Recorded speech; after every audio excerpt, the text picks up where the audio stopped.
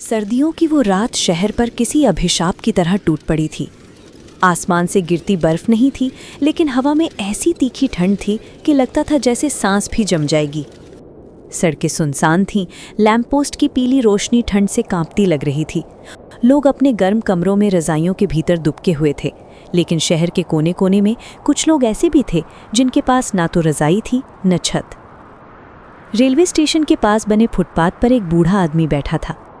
नाम था रामदीन, उम्र लगभग 70 साल, चेहरे पर झुर्रियों का ऐसा जाल मानो जीवन की सारी यातनाएं उसी में कैद हों। बदन पर एक पतला सा फटा स्वेटर और पैरों में चप्पल जिनमें से ठंडी हवा सीधे अंदर घुस रही थी।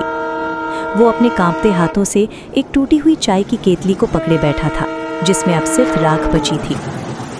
लगता है आज की रात बहुत भारी पड़ेगी।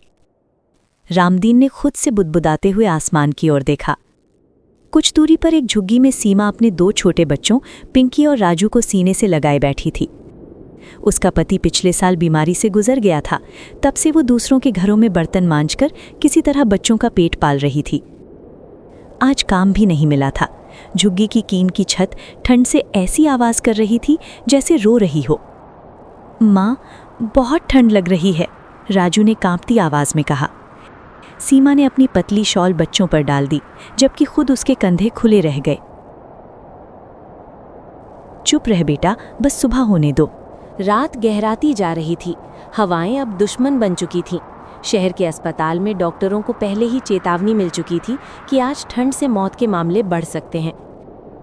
इसी शहर के एक बड़े बंगले में अमन वर्मा अपनी बालकनी में खड़ा था।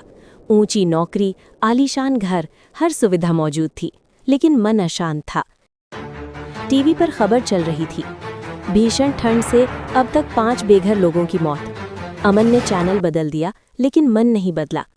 हम सब कितने स्वार्थी हो गए हैं, उसने खुद से कहा।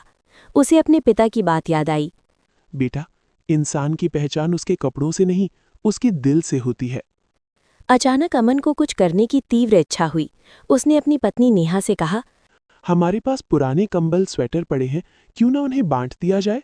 नेहा चौंक गई, फिर मुस्कुरा दी। मैं भी यही सोच रही थी। दोनों ने घर में रखे गर्म कपड़े इकट्ठा किए। अमन ने अपनी कार निकाली और शहर की उन जगहों की ओर बढ़ गया जहां सबसे ज्यादा जरूरत थी।